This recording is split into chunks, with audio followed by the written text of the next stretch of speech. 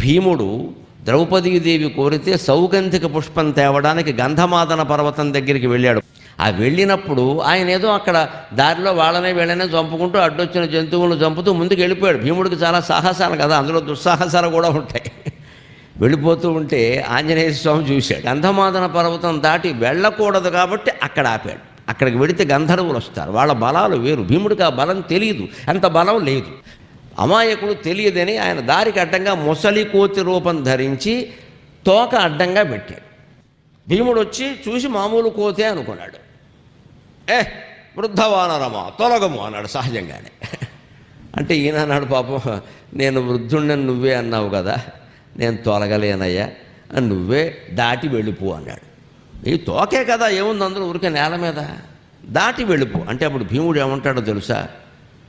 పరమాత్మ అంతర్యామయే సర్వజీవుల్లోనూ ఉన్నాడు, నీలోనూ నాలోనూ కూడా. అందుకని ఏ జీవిని దాటి వెళ్ళకూడదు అని గొప్ప ధర్మశాస్త్రం చెబుతాడు, భీముడు చెబుతాడు.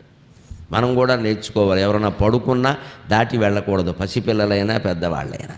దంపతులు ఇద్దరు కూర్చొని ఉంటే వాళ్ళ మధ్యలోంచి వెళ్ళకూడదు, ఇటునుంచో అటునుంచో వెళ్ళాలి, అంతే. ఇవి కొన్ని ధర్మశాస్త్రాలు.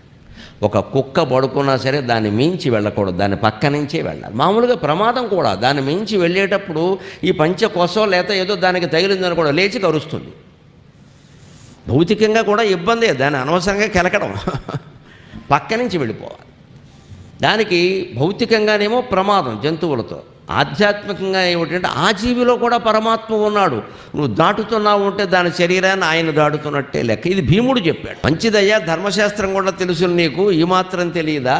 గంధమాదనం దాటి వెళ్ళడానికి వీల్లేదయ్యా, అక్కడ రాక్షసులు యక్షు, వాళ్ళందరినీ నేను లెక్క చేయను అంటాడు. అప్పుడు సరే అంటాడు, అంత బలం ఉందా, అయితే ఓ పని చేయి, దానికే ఉంది, నేను ఎలాగో తోక వెనక్కి లాగలేనయ్యా, వృద్ధుండైపోయాను, నా వల్ల కాదు, నువ్వే కాస్త దాన్ని తీసి పక్కన పెట్టి వెళ్ళిపోను. దానికేముంది అని ఊరికే ఎడమ చేతి చిటికిన వేలు పెడతాడు, తర్వాత 5 వేళ్ళు పెడతాడు, తర్వాత చెయ్యి అంతా పెడతాడు, తర్వాత శరీరం అంతా పెడతాడు. హనుమంతుడే మజాక, ఏమీ కుదరదు. ఇప్పుడు తోక లేపలేని వాడు అక్కడికి వెళ్ళి ఏం చేస్తావు అంటాడు. అప్పటికి భీముడు గ్రహించుకున్నాడు, కనీసం మనిషి పొరపాటు చేయొచ్చు, గ్రహించుకోవాలి. వెంటనే మహానుభావ, నువ్వు సామాన్య వానరుడివి కాదయ్యా, కొంప తీసి మా అన్నగారు ఆంజనేయ స్వామి కాదు కదా అంటాడు.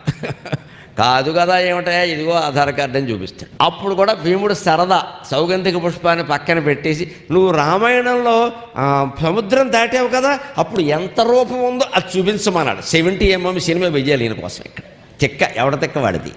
ఏదో ఫోన్లేని కనిపిస్తే ఆ రూపం చూపించమంటావు ఏమిటాయి, అది త్రేతాయుగం, ఇదేమో ద్వాపర యుగం, ఇది కూడా చివరికి వచ్చింది. ఇప్పుడు సాధ్యం కాదయ్యా, ఆ రూపం ధరించడం నాకు కూడా కష్టం, ఒకవేళ ధరిస్తే చూడడం నీకు కష్టం. ఎందుకు వచ్చింది అంటే వదలడు, అబ్బాయి తెక్క అంటే తెక్కే.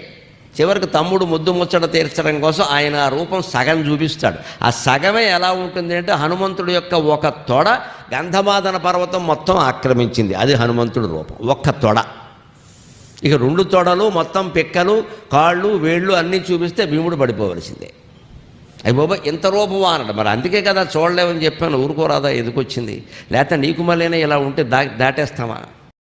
నాకు భగవద్గీత వినాలని లేదు.